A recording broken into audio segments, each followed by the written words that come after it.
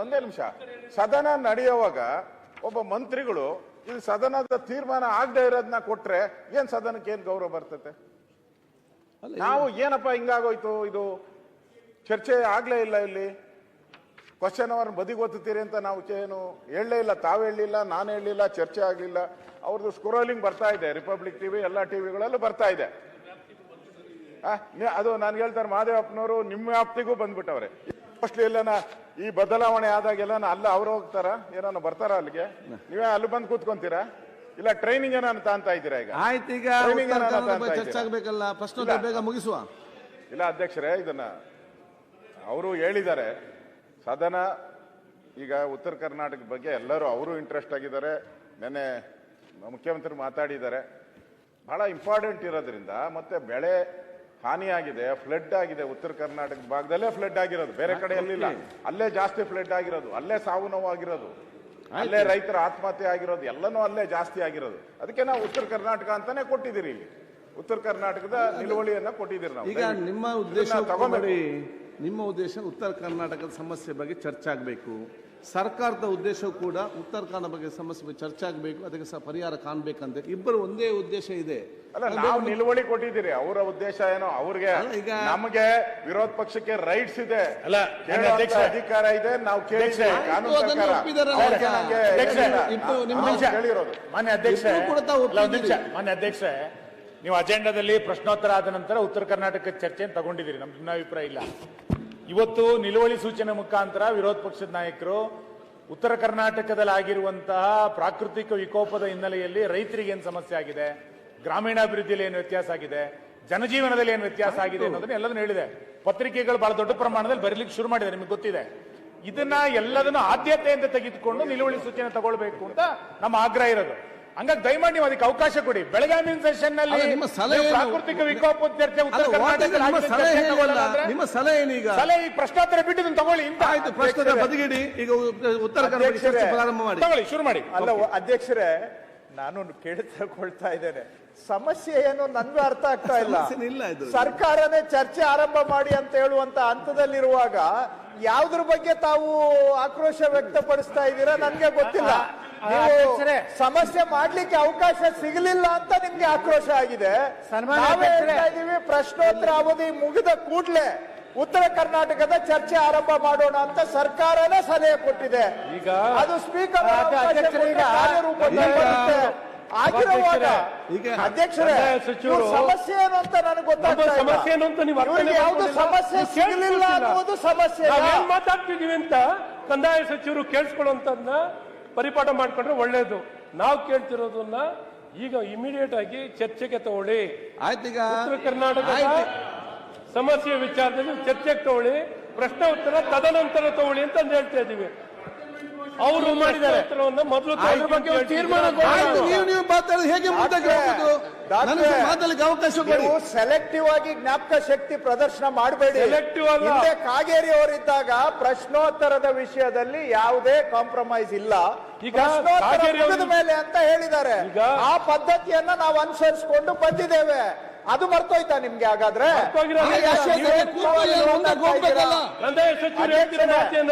ಸಮಯ ವ್ಯರ್ಥ ಆಗೋದು ಬೇಡ. ಪ್ರಶ್ನೋತ್ತರ ಆಗ್ಲಿ ಕೂಡಲೇ ಉತ್ತರ ಕರ್ನಾಟಕದ ಬಗ್ಗೆ ಚರ್ಚೆ ಮಾಡಬಹುದು. ಒಂದೇ ನಿಮಿಷ ಅಧ್ಯಕ್ಷರೇ, ಚರ್ಚೆ ಮಾಡಬೇಡಿ. ಸನ್ಮಾನ್ಯ ಅಧ್ಯಕ್ಷರೇ, ಸಭಾಧ್ಯಕ್ಷರೇ, ರೆವಿನ್ಯೂ ಅವಕಾಶ ಮಾಡ್ಕೊಡಿ. ಏನ್ ಅವ್ರವರೇ ಮಾತಾಡ್ತಾರೆ. ಅವ್ರು ಹೇಳಿದ್ರು ಸರ್ಕಾರನೇ ನಾವೇ ಉತ್ತರ ಕರ್ನಾಟಕ ಚರ್ಚೆಗೆ ಮುಂದೆ ಬರ್ತಾ ಇದ್ದೀರಿ, ಇವ್ರಿಗೇನೋ ಸಮಸ್ಯೆ ಅಂತ.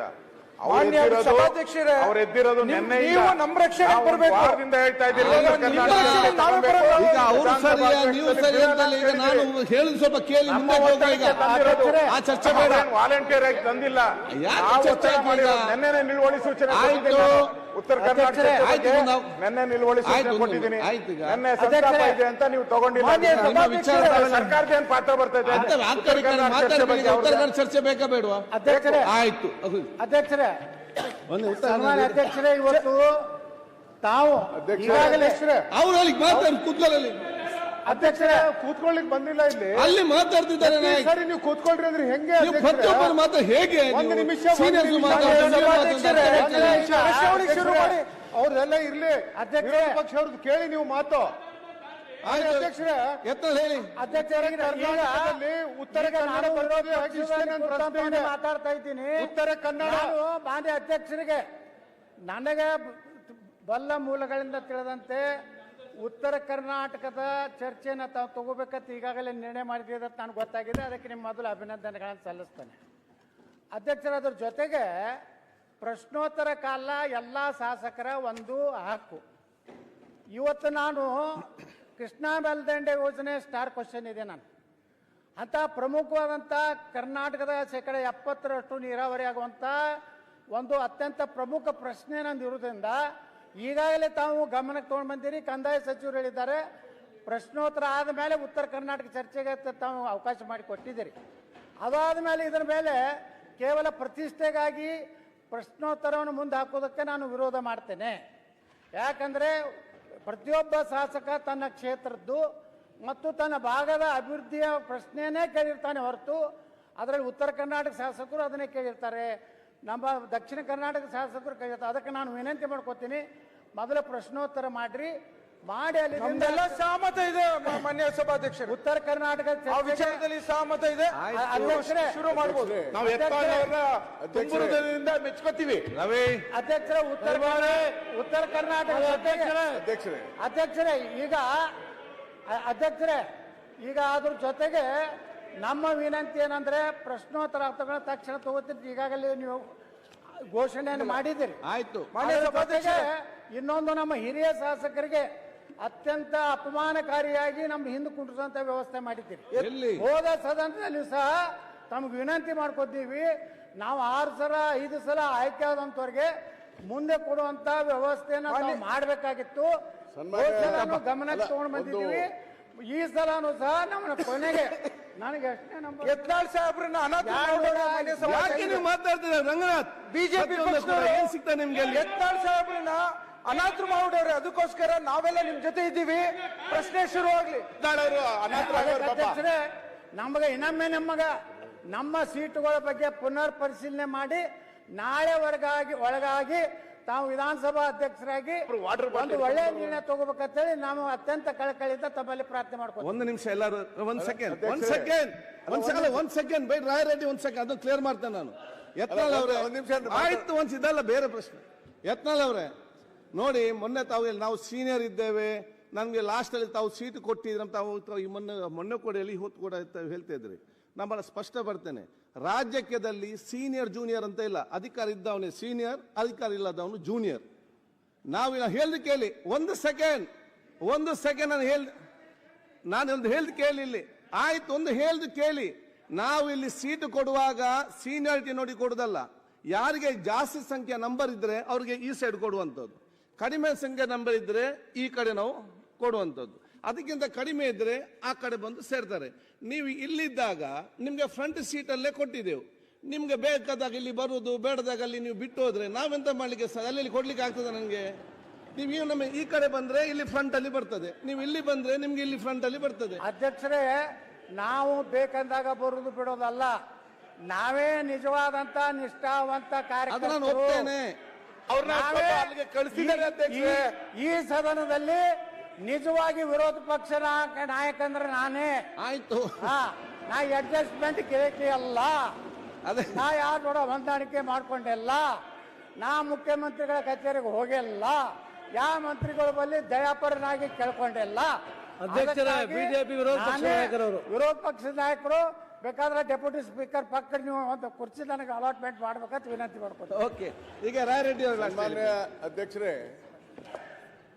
ಇವತ್ತು ಉತ್ತರ ಕರ್ನಾಟಕದ ವಿಚಾರದಲ್ಲಿ ತಾವು ಚರ್ಚೆಗೆ ಅವಕಾಶ ಕೊಟ್ಟಿದ್ದೀರಿ, ತಮ್ಮ ಧನ್ಯವಾದಗಳು. ಆದರೆ ಕ್ವಶನ್ ಅವರ್ ತೆಗೆದು ಕೂಡಲೇ ಉತ್ತರ ಕರ್ನಾಟಕದ ಚರ್ಚೆ ಮಾಡುವಂಥ ಅವಶ್ಯಕತೆ ಇಲ್ಲ. ಮಾನ್ಯ ವಿರೋಧ ಪಕ್ಷದ ಮುಖಂಡರು, ವಿರೋಧ ಪಕ್ಷದ ನಾಯಕರು, ಅವರಿಗೆ ಕೇಳ ಹಕ್ಕಿದೆ. ನಾನು ಅದ್ರ ಬಗ್ಗೆ ನಾನು ಡಿಸ್ಪ್ಯೂಟ್ ಇಲ್ಲ. ಆದರೆ ನೀವು ಈಗಾಗಲೇ ಅಜೆಂಡಾದಲ್ಲಿ ಉತ್ತರ ಕರ್ನಾಟಕ ಚರ್ಚೆ ಹಾಕಿಬಿಟ್ಟಿದ್ದೀರಿ. ಹಾಕಿದ್ರಿಂದ there is no meaning for the adjournment motion at all. You cannot admit. ನೋಡಿ, ಅದರಲ್ಲಿ rules 162 it is categorically said speaker to decide admissibility of the motion, any motion. ಅದಕ್ಕೆ ನೀವು ಡಿಸೈಡ್ ಮಾಡ್ಬೇಕು ಅದಕ್ಕೆ. ಈಗ ಆಲ್ರೆಡಿ ನೀವು ಅಜೆಂಡಾದಲ್ಲಿ ಫಿಕ್ಸ್ ಮಾಡಿಬಿಟ್ಟಿದ್ದೀರಿ ಉತ್ತರ ಕರ್ನಾಟಕ ಚರ್ಚೆನ. ಅದಕ್ಕೆ ಅವರೇನು ಅಡ್ಜರ್ನ್ಮೆಂಟ್ ಮೋಷನ್ ಕೊಟ್ಟಿದ್ರೆ ಅದಕ್ಕೆ ವ್ಯಾಲ್ಯೂ ಇಲ್ಲ. ಅದನ್ನು ತಾವು ಅವ್ರಿಗೆ ಹೇಳಿ ಕ್ವಶನ್ ಅವರ್ ಮುಗಿದ ತಕ್ಷಣ ಉತ್ತರ ಕರ್ನಾಟಕದ ಚರ್ಚೆ ಮಾತಾಡಿ. ಬಹಳ ಸಂತೋಷ ನೀವು ಒತ್ತಾಯ ಮಾಡ್ತಿರೋದು, ನನಗೇನು ವಿರೋಧ ಇಲ್ಲ. There is no rule. ಸರ್ಕಾರ ಎಲ್ಲ ಮಾತಾಡ್ತಾರೆ, ಅದಕ್ಕೊಂದು ರೂಲಿಂಗ್ ಕೊಡಿ. ಚರ್ಚೆ ಮಾಡೋದು ಅವಶ್ಯಕತೆ ಇದೆ ಅಧ್ಯಕ್ಷರೇ. ಆಯ್ತು, ತಾವೇನ್ ನೋಡಿರಿ ಅದು ನಿರ್ಧಾರಕ್ಕೆ ಬಂದಿದೆ ಅಧ್ಯಕ್ಷರೇ. ನೀವು ಚರ್ಚೆ ಮಾಡಬೇಡಿ. ರಾಯರೆಡ್ಡಿ ಅವರು ಹೇಳಿದ್ದೀರಿ ತಮ್ಮ ಸಲಹೆ ಅಲ್ಲ, ಅದಕ್ಕೆ ಒಂದು ರೂಲಿಂಗ್ ಕೊಟ್ಬಿಡಿ ಅಂತ ಹೇಳಿದ್ದ ನಾನು. ನೀವು ನಿಮ್ಮ ರೋಗವು ನಿಂದೆ, ಮದ್ದು ನಿಂದೆ, ಮತ್ತೆ ನಾನೇ ಕೇಳಿ ಕೂತ್ಕೊಳ್ಳೋದು. ನಿಮ್ಮ ವಿಚಾರ ತಾವೆಲ್ಲ ಹೇಳಿದ್ದೀರಿ. ಇಲ್ಲಿ ವಿಷಯ ಕೇಳಿ. ಈಗ ಆಯಿತು, ನಿಯಮ ಪ್ರಕಾರ ನಿಮ್ಗೆ ಗೊತ್ತಿದೆ. ನಿಯಮ ಪ್ರಕಾರ ನಮಗೆ question hour is very important ಅಂತೇಳಿ ಫಸ್ಟ್ ಕ್ವಶನ್ ಅವರ್ ತೆಕ್ಕೊಳ್ಳುವಂಥ ನಿಯಮ ಪ್ರಕಾರ. ಅದರ ಅನುಗುಣವಾಗಿ ನಾವು ಕೂಡ ಎಜೆಂಡಾದಲ್ಲಿ ಫಸ್ಟ್ ಕ್ವಶನ್ ಅವರ್ ಆದ ನಂತರ ವರದಿಯನ್ನು ಒಂದು 2 ಮಿನಿಟ್ಸಲ್ಲಿ ಸಲ್ಲಿಸಿ ಮತ್ತೆ ಉತ್ತರ ಕರ್ನಾಟಕ ಚರ್ಚೆ ಅಂತೇಳಿ ನಾವು ಅದನ್ನು ಎಜೆಂಡಾದಲ್ಲಿ ಕೂಡ ಹಾಕಿದ್ದೇವೆ. ಈ ಮಧ್ಯದಲ್ಲಿ ಪ್ರತಿಪಕ್ಷದ ನಾಯಕರು ಕೂಡ ಇವತ್ತು ಒಂದು ಅದರ ಬಗ್ಗೆ ನಿಲುವಳಿ ಸೂಚನೆ ಕೊಟ್ಟಿದ್ದಾರೆ. ಇದರ ಮಧ್ಯದಲ್ಲಿ ಏನು, ನಮಗೆ ಕ್ವಶನ್ ಅವರ್ ಬೇಡ, ನಮಗೆ ಉತ್ತರ ಚರ್ಚೆಗೆ ಬೇಕಂತೇಳಿ ಕೆಲವರು ಕೂಡ ಕೇಳಿದ್ದಾರೆ. ಕೆಲವರು ಕ್ವಶನ್ ಅವರ್ ಬೇಕಂತ ಹೇಳಿದ್ದಾರೆ. ಈಗ ನೀವು ನನ್ನ ವಿಚಾರ ನಾನು ಈಗ ಹೇಳಿದೆ ಅಂತ ಹೇಳಿದೆ, ನಿಮ್ಮ ಒಂದು ಸಮಾಧಾನವಾಗಿ ಕಾಂಪ್ರಮೈಸ್ ಆಗಿ ಹೋಗಲಿಕ್ಕೆ ನಿಮಗೆ ಉತ್ತರ ಕರ್ನಾಟಕದ ಚರ್ಚೆ ಆದ್ಯತೆ ಬೇಕಾದಲ್ಲಿ ನಿಮ್ಮ ಅರ್ಥ ಮಾಡಿಕೊಂಡು ಸರ್ಕಾರ ಕೂಡ ಅದನ್ನು ಹೇಳಿದ ಮೊದಲು ತಗೊಳ್ಬೋದು ಅಂತ ಹೇಳಿಕೊಂಡು ನಾನು ಬೇಕಾದರೆ ಉತ್ತರ ಕರ್ನಾಟಕ ಚರ್ಚೆಗೆ ನಾನು ಮೊದಲ ಆದ್ಯತೆ ಎಲ್ಲ ಬದಿಗಿಟ್ಟು ಮೇಲೆ ನಾನು ಕೊಡಲಿಕ್ಕೆ ನಾನು ತಯಾರಿದ್ದೇನೆ. ಆದರೆ ಒಂದು, ನಿಮಗೆ ನಿಲುವಳಿ ಸೂಚನೆ ಮಂಡಿಸಲಿಕ್ಕೆ ಆಗುವುದಿಲ್ಲ. ನಿಲುವಳಿ ಸೂಚನೆ ಮಂಡಿಸಬೇಕಾದ್ರೆ ಅದು ಕ್ವಶನ್ ಅವರ್ ಆದ ನಂತರನೇ ನೀವು ಮಂಡಿಸಬೇಕು. ಆದ ಕಾರಣ ಈ ಎಲ್ಲ ವಿಚಾರ ಬೇಕಾದಲ್ಲಿ ಒಂದು ಸ್ಟೆಪ್ ಮುಂದೆ ಹೋಗಿ ನಾವು ನೇರವಾಗಿ ಉತ್ತರ ಕರ್ನಾಟಕ ಚರ್ಚೆ ಬೇಕಾದ್ರೆ ಹೋಗುವ, ಅಥವಾ ಪ್ರಶ್ನೋತ್ತರ ತೆಕ್ಕೊಂಡು ಇದರ ಮುಂದೆ ಹೋಗುವಂಥ ವಿಚಾರ ಮಾಡುವ. ಮಾನ್ಯ ಅಧ್ಯಕ್ಷರು, ಒಂದು ಬಿಸ್ನೆಸ್ ಅಡ್ವೈಸರಿ ಕಮಿಟಿಯಲ್ಲಿ ಸುದೀರ್ಘವಾಗಿ ಚರ್ಚೆ ಮಾಡಿದ್ವಿ. ಎಲ್ಲರೂ ಒಪ್ಪಿದ್ವಿ. ಸನ್ಮಾನ್ಯ ಮುಖ್ಯಮಂತ್ರಿಗಳು ನಾವು ಉತ್ತರ ಕರ್ನಾಟಕ ಅಭಿವೃದ್ಧಿ ಕುರಿತು ತಕ್ಷಣ ನಾಳೆ ಸಭೆ ನೀವು ಸೇರಿದ ಕೂಡಲೇ ತೆಗೆದುಕೊಳ್ರಿ, ಇದು ನಮ್ಮ ಸರ್ಕಾರದ ಆಸಕ್ತಿನೂ ಆಗಿದೆ ಅನ್ನೋದನ್ನು ಪ್ರಸ್ತಾಪ ಮಾಡಿದರು. ಆ ಹಿನ್ನೆಲೆಯೊಳಗೆ ಸರ್ಕಾರ ಕ್ವಶನ್ ಅವರು ಸಸ್ಪೆಂಡ್ ಮಾಡಿ ಉತ್ತರ ಕರ್ನಾಟಕದ ಚರ್ಚೆಗೆ ಪ್ರಾರಂಭಿಸೋದಕ್ಕೆ ನಮ್ಮ ಸಂಪೂರ್ಣ ಒಪ್ಪಿಗೆ ಇದೆ. ಅದನ್ನು ತಾವು ಏನು ತಮ್ಮ ವಿವೇಚನೆಯಲ್ಲಿ ಸರಿ ಅನಿಸುತ್ತೋ ಅದು ಮಾಡಿ. ಸರ್ಕಾರ ಉತ್ತರ ಕರ್ನಾಟಕ ವಿಚಾರದ ಚರ್ಚೆಗೆ ತಕ್ಷಣ ಪ್ರಾರಂಭ ಮಾಡೋದಕ್ಕೆ ನಮ್ಮ ಸಹಮತ ಇದೆ. ಮಾನ್ಯ ಅಧ್ಯಕ್ಷರೇ, ಮಾನ್ಯ ಕಾಂಗ್ರೆಸ್ ಪಕ್ಷದ ನಾಯಕರಾದ ಚಂದ್ರರಾಜ್ ಹಟ್ಟಿಹೊಳಿ ಅವರು ಒಂದು ಟ್ವೀಟ್ ಮಾಡಿದ್ದಾರೆ.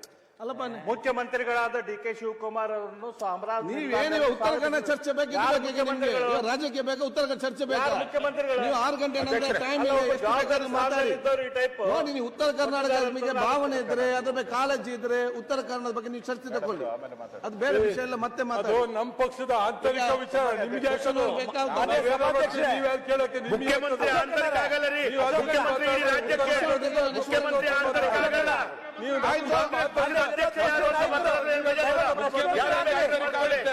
ಮುಖ್ಯಮಂತ್ರಿ ರಾಜ್ಯದ ವ್ಯವಸ್ಥೆ, ಮಾನ್ಯ ಸಭಾಧ್ಯಕ್ಷ ಕಾಂಗ್ರೆಸ್ ಪಕ್ಷದ ಅಧ್ಯಕ್ಷರಲ್ಲ. ಮೊದಲು ಪ್ರಶ್ನೋತ್ತರ ತಗೊಂಡು ಆಮೇಲೆ ಅದಕ್ಕೆ ನಿಲುವಳಿ ಈಗ ಚರ್ಚೆ ಮಾಡಿದ್ದೀರಿ. ಈಗ ಪ್ರತಿಪಕ್ಷದ ನಾಯಕರು ಅದನ್ನು ಹೇಳ್ತಾರೆ, ಫಸ್ಟ್ ಕ್ವಶನ್ ಅವರು ತಗೊಳ್ಳಿ ಮತ್ತೆ ಉತ್ತರ ಚರ್ಚೆ ತಗೊಳ್ಳುವ ಅಂತ ಹೇಳಿಕೊಂಡು ಈಗ ಪ್ರಶ್ನೋತ್ತರ ಸ್ಟಾರ್ಟ್ ಮಾಡಿ. Umanath Kotian, doctor G Parameshwar, home minister. ಚುಕ್ಕೆ ಗುರುತಿನ ಪ್ರಶ್ನೆ ಸಂಖ್ಯೆ 439 ಮಾನ್ಯ ಗೃಹ ಸಚಿವರಿಗೆ ಕೇಳ ಬಯಸ್ತೇನೆ. ಮಾನ್ಯ ಅಧ್ಯಕ್ಷರ ಉತ್ತರಗಳನ್ನು ಒದಗಿಸಲಾಗಿದೆ. ಮಾನ್ಯ ಅಧ್ಯಕ್ಷರೇ, ಗೃಹ ಸಚಿವರು ಉತ್ತರವನ್ನು ಕೊಟ್ಟಿದ್ದಾರೆ. ನನ್ನ ಮೂಡುಬಿದ್ರೆ ತಾಲೂಕಿನ ಪೊಲೀಸ್ ಸ್ಟೇಷನ್ ಅಲ್ಲಿ ಸುಮಾರು ಅದು ಕಮಿಷನರೇಟ್ಗೆ ಬರ್ತದೆ, ಮಂಗಳೂರು ಕಮಿಷನರೇಟ್ ವ್ಯಾಪ್ತಿಗೆ ಬರ್ತದೆ. ಸುಮಾರು 25 ವರ್ಷಗಳ ಹಿಂದಿನ ಜನಸಂಖ್ಯೆ ಆಧಾರದ ಮೇಲೆ, ಆಗ ಅಲ್ಲಿ 1 ಲಕ್ಷ ಜನಸಂಖ್ಯೆ ಇತ್ತು. ಆ ಆಧಾರದ ಮೇಲೆ ಈಗಿರುವಂಥ ಪೊಲೀಸ್ ಸಿಬ್ಬಂದಿಗಳಿರ್ಬೋದು ಅಥವಾ ಅಧಿಕಾರಿಗಳಿರ್ಬೋದು, ಆ ರೀತಿಯಲ್ಲಿ ಇದ್ದಾರೆ. ಅಲ್ಲಿ ಒಬ್ಬರು ಸರ್ಕಲ್ ಇನ್ಸ್ಪೆಕ್ಟರ್, 7 ಜನ SIಗಳಿರಬೇಕು, 2 ಜನ ಮಾತ್ರ ಇದ್ದಾರೆ. 8 ಜನ ASI ಇರಬೇಕು, 4 ಜನ ಮಾತ್ರ ಇದ್ದಾರೆ. 20 ಜನ ಹೆಡ್ ಕಾನ್ಸ್ಟೇಬಲ್ಗಳಿರಬೇಕು, 14 ಜನ ಮಾತ್ರ ಇದ್ದಾರೆ. 40 ಜನ PCಗಳಿರಬೇಕು, ಅದರಲ್ಲಿ 28 ಜನ ಮಾತ್ರ ಇದ್ದಾರೆ, 22 ಜನ ಇಲ್ಲ. ಹಾಗೆಯೇ ಮುಲ್ಕಿಯಲ್ಲಿ ಅದು ಸಹ ಕಮಿಷನರೇಟ್ ವ್ಯಾಪ್ತಿಗೆ ಬರ್ತದೆ. ಅಲ್ಲಿ ಒಬ್ಬರು ಸರ್ಕಲ್ ಇನ್ಸ್ಪೆಕ್ಟರ್, 4 ಜನ SIಗಳಿರಬೇಕು, 2 ಜನ ಮಾತ್ರ ಇದ್ದಾರೆ. 5 ಜನ ASIಗಳು, 5 ಜನ ASIಗಳಿದ್ದಾರೆ. PC-ಗಳಲ್ಲಿ ಕಂಡಾಪಟ್ಟ ಜನ ಕಡಿಮೆ ಇದ್ದಾರೆ. ಗ್ರಾಮೀಣ ಭಾಗ ಆಗಿರುವುದರಿಂದ ನಮ್ಮ ಮೂಡುಬಿದ್ರೆ ತಾಲೂಕು ಅಲ್ಲಿ ನಮ್ಮ ತುಂಬ ಗ್ರಾಮೀಣ ಭಾಗ ಆದ್ದರಿಂದ ರೆವಿನ್ಯೂ ಆಗಿ ತುಂಬ ದೊಡ್ಡದಾದಂಥ ಒಂದು ತಾಲೂಕು. ಆ ದೃಷ್ಟಿಯಲ್ಲಿ ಕಮಿಷನರೇಟ್ ವ್ಯಾಪ್ತಿ ಆಗಿರುವುದರಿಂದ ಈಗಾಗಲೇ ಮೂಡುಬಿದ್ರೆಯಲ್ಲಿ ನಮಗೆ ಗೊತ್ತಿರುವ ಹಾಗೆ ಸುಮಾರು 70,000 ವಿದ್ಯಾರ್ಥಿಗಳ ಸಂಖ್ಯೆನೇ ಇದೆ. ಅಲ್ಲಿ ಶಿಕ್ಷಣ ಸಂಸ್ಥೆಗಳು, ಹಲವಾರು ಶಿಕ್ಷಣ ಸಂಸ್ಥೆಗಳಿವೆ. ಈಗ ಸುಮಾರು 3 ಲಕ್ಷ ಜನಸಂಖ್ಯೆಯಲ್ಲಿರುವುದರಿಂದ ಅಲ್ಲಿಗೆ ಈ ಕಮಿಷನರೇಟ್ ವ್ಯಾಪ್ತಿಗೆ ಸೇರಿದಂಥ ಪೊಲೀಸ್ ಸ್ಟೇಷನ್ಗಳು ಏನೆಲ್ಲ ಬೇಕು ಈ ಆಧಾರದಲ್ಲಿ ನಾನೀಗಾಗಲೇ ಹೇಳಿದಾಗೆ ತುಂಬ ಕೊರತೆಗಳಿರುವುದರಿಂದ ಅಲ್ಲಿ ಮತ್ತು ಮುಲ್ಕಿಗೆ ಮಾನ್ಯ ಗೃಹ ಸಚಿವರು ಹೇಳಿದ್ದಾರೆ, ಇದರಲ್ಲಿ 2 PSIಗಳ ಹುದ್ದೆಗಳು ಮತ್ತು ಮುಲ್ಕಿಯಲ್ಲಿ 1 PC ಹುದ್ದೆ ಮಾತ್ರ ಖಾಲಿದೆ ಅಂತ. ಇಲ್ಲ, ಇದು ತಪ್ಪು ಲೆಕ್ಕ. ನಾನು ಸರಿಯಾದ ಮಾಹಿತಿಗಳನ್ನು ಕೊಡ್ತಾ ಇದ್ದೇನೆ. ದಯವಿಟ್ಟು ಮಾನ್ಯ ಗೃಹ ಸಚಿವರು ನಮ್ಮ ಮೂಡುಬಿದ್ರೆ ಪೊಲೀಸ್ ಸ್ಟೇಷನ್ ಮತ್ತು ಒಟ್ಟಾರೆ ನಮ್ಮ ಮುಲ್ಕಿ ಮೂಡುಬಿದ್ರೆ ಕ್ಷೇತ್ರಕ್ಕೆ, ಮೂಡುಬಿದ್ರೆ ಮೇಯ್ನ್ ಆಗಿ ಇಡೀ ಮೂಡುಬಿದ್ರೆ ತಾಲೂಕಿಗೆ ಒಂದು ಸ್ಟೇಷನ್ ಬರ್ತದೆ, ಮುಲ್ಕಿ ತಾಲೂಕಿಗೆ ಒಂದು ಸ್ಟೇಷನ್ ಬರ್ತದೆ. ಹಾಗೆಯೇ ನಮಗೆ ಮಂಗಳೂರು ತಾಲೂಕು ವ್ಯಾಪ್ತಿಗೆ ಒಳಪಟ್ಟಂತೆ ಬಜಿಪೆ, ಪನಂಬೂರು, ಸುರತ್ಕಲ್ ಮತ್ತು ಕಾವೂರು ಸಾಧಾರಣ ಅಲ್ಪ ಗ್ರಾಮಗಳು ಅದಕ್ಕೆ ಸೇರ್ತವೆ. ಆ ದೃಷ್ಟಿಯಲ್ಲಿ ಇದೆಲ್ಲ ಕಮಿಷನರೇಟ್ಗೆ ವ್ಯಾಪ್ತಿಗೆ ಬರುವುದರಿಂದ ಮಾನ್ಯ ಗೃಹ ಸಚಿವರೇ, ಮೂಡುಬಿದ್ರೆ ಮತ್ತು ಮುಲ್ಕಿಗೆ ಸರಿಯಾದ ಸಿಬ್ಬಂದಿಗಳು ಮತ್ತು ಅಧಿಕಾರಿಗಳನ್ನು ಕೊಡಬೇಕು ಅಂತ ತಮ್ಮಲ್ಲಿ ಕಳಕಳಿಯ ವಿನಂತಿಯನ್ನು ನಾನೀಗ ಮಾಡ್ತಾ ಇದ್ದೇನೆ. ಮಾನ್ಯ ಅಧ್ಯಕ್ಷರೇ, ಏನು ಈ ಪೊಲೀಸ್ ಸ್ಟೇಷನ್ಗಳಲ್ಲಿ ಮಂಜೂರಾತಿಯಾಗಿರ್ತಕ್ಕಂಥ ಸಿಬ್ಬಂದಿ ಸಂಖ್ಯೆ ಮುಲ್ಕಿ ಮತ್ತು ಮೂಡುಬಿದಿರೆ ಎರಡೂ ಸೇರಿ 27 ಜನರಿಗೆ ಮಂಜೂರಾತಿ ಕೊಟ್ಟಿದ್ದಾರೆ. ಆ 27 ಜನನೂ ಕೂಡ ಈಗ ಇದ್ದಾರೆ. ಆದರೆ ಮೂಡುಬಿದಿರೆಯಲ್ಲಿ 2 ಸಬ್ ಇನ್ಸ್ಪೆಕ್ಟ್ರು, ಒಬ್ಬ ಕಾನ್ಸ್ಟೇಬಲ್ಲು ಈಗ ಖಾಲಿ ಇದೆ. ನಮಗೆ ತಮಗೂ ಗೊತ್ತಿದ್ದಾಗೆ ಈ ಸಬ್ ಇನ್ಸ್ಪೆಕ್ಟರ್ ರೆಕ್ರೂಟ್ಮೆಂಟ್ದು ಕಳೆದ 5 ವರ್ಷದಿಂದ ಆಗಿಲ್ಲ. ಹಿಂದೆ ಪೊಲೀಸ್ ಇಲಾಖೆಯಲ್ಲಿ PSI ಸ್ಕ್ಯಾಮ್ ಅಂತ ಹೇಳಿ ಆಗಿರೋದನ್ನು ತಾವು ಜ್ಞಾಪಿಸ್ಕೊಳ್ಬೋದು. ಅದನ್ನೆಲ್ಲ ಬಗೆಹರಿಸಿ ಈಗ ರೆಕ್ರೂಟ್ಮೆಂಟ್ ಪ್ರಾಸೆಸ್ಸನ್ನು ಪ್ರಾರಂಭ ಮಾಡಿದ್ದೇವೆ. 545 PSIಗಳನ್ನು ರೆಕ್ರೂಟ್ಮೆಂಟ್ ಮಾಡ್ತಕ್ಕಂಥದ್ದು ಗೊಂದಲ ಏನಿತ್ತು ಅದನ್ನು ಬಗೆಹರಿಸಿ ಈಗ ರೆಕ್ರೂಟ್ಮೆಂಟ್ ಮಾಡಿದ್ದೇವೆ. ರೆಕ್ರೂಟ್ಮೆಂಟ್ ಮಾಡಿ ಅವರಿಗೆ ಟ್ರೈನಿಂಗ್ ಕಳಿಸಿದ್ದೇವೆ. ಆ ಟ್ರೈನಿಂಗು ಕೂಡ ಈಗ ಇನ್ನೊಂದು 3 ತಿಂಗಳಲ್ಲಿ ಟ್ರೈನಿಂಗ್ ಕೂಡ ಮುಗಿದೋಗುತ್ತೆ. ಅದಾದ ನಂತರ ಅವರಿಗೆ ಆ 2 ಖಾಲಿ ಇರೋ ಹುದ್ದೆಗಳನ್ನು ನೇಮಕ ಮಾಡಿ ಕೊಡ್ತೇವೆ. ಒಂದು ಕಾನ್ಸ್ಟೇಬಲ್ ಖಾಲಿ ಇದೆ, ಅದನ್ನು ಕೂಡ ಈಗಾಗಲೇ 3600 ಜನರಿಗೆ ರೆಕ್ರೂಟ್ಮೆಂಟ್ ಮಾಡೋದಕ್ಕೆ ಫೈನಾನ್ಸ್ನವರು ಅನುಮತಿ ಕೊಟ್ಟಿದ್ದಾರೆ. ಅದಾದ ನಂತರ ಅದನ್ನು ಕೂಡ ಅವರಿಗೆ ನೇಮಕ ಮಾಡಿ ಕೊಡ್ತೇವೆ. ಸರ್, ಮೂಡುಬಿದ್ರೆಯಲ್ಲಿ 7 SIಗಳಿರಬೇಕು, 2 ಮಾತ್ರ ಇರೋದು. ಒಂದು ಖಾಲಿ ಅಲ್ಲ, 7ರಲ್ಲಿ 5 ಖಾಲಿ ಇದೆ. ನೋಡಿ, ನನ್ನ ಹತ್ರ ಇರೋ ಅಂಕಿಅಂಶ ನಿಮಗೆ ಹೇಳ್ತೀನಿ. ಕಮಿಷನರೇಟ್ ಆದ್ದರಿಂದ ಕಮಿಷನರೇಟ್ ವ್ಯಾಪ್ತಿಗೆ ಕಮಿಷನರೇಟ್ ಅಲ್ಲ, ಇದು ಮೂಡುಬಿದ್ರಿ, ಮುಲ್ಕಿ ಮತ್ತು ಮೂಡುಬಿದ್ರಿ 2 ಕ್ಷೇತ್ರದ ಕಮಿಷನರ್ ವ್ಯಾಪ್ತಿಗೆ ಬರ್ತದೆ. ಅದು ಬರುತ್ತೆ. ಅದು ಒಟ್ಟಿಗೆ ಕಮಿಷನರೇಟ್ ಅಂತ ನಾವು ತಗೊಂಡಿಲ್ಲ. ಮೂಡುಬಿದ್ರಿ ಸ್ಟೇಷನ್ನು ಆಮೇಲೆ ಮುಲ್ಕಿ ಸ್ಟೇಷನ್ ಅಂತ ಸ್ಟೇಷನ್ ವೈಸ್ ತಗೊಂಡಿದ್ದೇವೆ. ಹೌದು, ಕಮಿಷನರೇಟ್ ಅಲ್ಲಿ ಇನ್ನೂ ಖಾಲಿ ಇದೆ. ಆದ್ರೆ ನಾನು ಹೇಳ್ತಾ ಇರೋದು, ನಿಮ್ಮ ಪ್ರಶ್ನೆ ಇರೋದು ಮುಲ್ಕಿಗೆ ಮತ್ತು ಮೂಡುಬಿದಿರಿಗೆ. ಹೌದು, ನಾನು ಹೇಳುವಂತದ್ದು ಈ ಗ್ರಾಮೀಣ SP ಇರುವುದಕ್ಕೆ ಕಮಿಷನ್ ಇರುವುದಕ್ಕೂ ಡಿಫರೆನ್ಸ್ ಇದೆ. ಸಿಬ್ಬಂದಿಗಳು ಕಮಿಷನರೇಟ್ ವ್ಯಾಪ್ತಿಗೆ ಬರುವುದರಿಂದ ಸಿಬ್ಬಂದಿಗಳು ಇದಕ್ಕೆ ಕಮಿಷನರೇಟ್ಗೆ ಬೇಕಾದಷ್ಟು ಖಾಲಿ ಇದೆ. ಆದ್ರೆ ಕಮಿಷನರೇಟ್ಗೆ ಬರ್ತಾ ಇದೆ, ಇದು ವ್ಯಾಪ್ತಿಗೆ ಸ್ಟೇಷನ್ ವೈಸು.